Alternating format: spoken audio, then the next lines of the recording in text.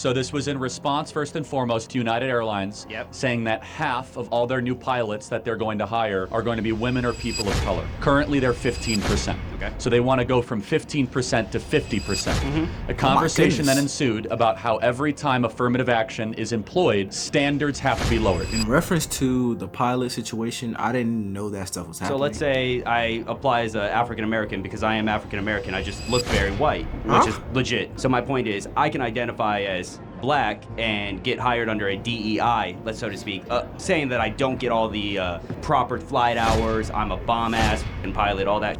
You immediately see that I'm white. That's not cause for you to concern. They were racist. They did not want to hire black people or work with black people. And then you saw a black person working there, you would know for certain that they're qualified. Comments on your DEI statement about seeing a black pilot, right? Prior Air Force vet, worked in airframe my 7 years while I was in before I was medically retired. So I fixed them for a while. I become a pilot. Let's say I'm your pilot. You see me. I want to know your reaction to seeing me as your pilot. Yeah. Do you immediately think like, oh, I'm glad I see him? Or what did I say? If I remember correctly, you said you see I believe you see a black pilot at this time. You're wondering, hey, is this the right guy? This, that, the other. My question is, you're close. All right, let me tell you exactly what I said. Sure okay. Thing, thank you. So this was in response, first and foremost, to United Airlines saying that half of all their new pilots that they're going to hire are going to be women or people of color. Currently, they're 15%. Okay. So they want to go from 15% to 50%. A conversation then ensued about how every time affirmative action is employed, standards have to be lowered. There's not a single instance where that does not occur. So then I said, boy, if I see a black pilot, I'm now going to wonder, is that individual qualified, or were they selected because of their race? But that's not who I am, but this makes me think this way. And I stand completely by that statement. Okay. Secondly, let me just finish. Sure, yeah, sorry. DEI and affirmative action, what it does is it lowers the merit, it lowers the threshold of standards, and increases things that do not matter, such as skin color and ethnic background. In reference to the pilot situation, I didn't know that stuff was happening. Whereas 15% are minorities or women, and they want to raise it to 50%. What he said is true. If you have a 15% threshold or 15% threshold right now, and you want to raise that to 50%, you will have to lower standards. Because what does that mean? Whereas 15% were this specific category, now you want to more than double it. You're going to have to choose people who you wouldn't have chosen before. And by doing just this, the standards are lowered.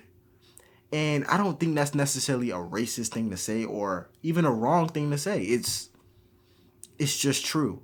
But the problem is when you do have these companies who say, okay, we're going to hire 50% women or 50% black people or 50% minorities or so-and-so percent minorities, it doesn't do anyone any favors. And what do I mean? Here you go, someone saying, well, when I see this black professional, I'm thinking they're not qualified. And although he's saying it, a lot of people are thinking that. And what do you expect? If you are publicly lowering a standard for one group and not the other group, what can they think? You're unqualified. You lower the standard. This is common sense. If you lower a standard for someone, you're going to think that they're unqualified because that standard is lowered. Whether or not that black professional got in because of a lower standard. It doesn't help black people. It doesn't help women. It doesn't help minorities. It does not help anyone. I don't know what it's for. Maybe I'll find out, but let's continue. So that is what I said. Okay. So I just want, you see me, and... So if I see you as a white individual, I think that you were selected because of your competency, not because of an affirmative action program. All right, so let's say I apply as an African American because I am African American. I just look very white, which is legit. Are you South African or? No. My father's black. My mother's white. Okay. My father raised me. So I identify with how I was raised, who I grew up with, stuff like that. So my point is, I can identify as black and get hired under a DEI, let's so to speak, saying that I don't get all the proper flight hours, I'm a bomb-ass fucking pilot, all that shit. But you see me, You immediately see that I'm white. That's not cause for you to concern and be like, I wonder if this guy's got it. You see me, right? Well, again, just going back to what I said, Yeah. a white individual does not have special hiring quotas or practices that are giving them an extra leg up. In fact, it's the opposite. So let me use a similar analogy. At Harvard, white and Asian students had to get 200 or 300 points better score on the SAT than comparable Pacific Islander, Native American, or black students. And a similar occurrence would be pre-civil rights era or during the civil rights, where a lot of institutions were racist. They were racist. They did not want to hire black people or work with black people. And then you saw a black person working there, you would know for certain that they're qualified, because during this era, they did not want to hire black people. I'm talking about civil rights, pre-civil rights, during that time. So now it's kind of the opposite, where you have companies in his instance that are saying, we are hiring 50% minorities. Unless there is an agenda to quadruple the amount of minorities even applying for these positions, it does not.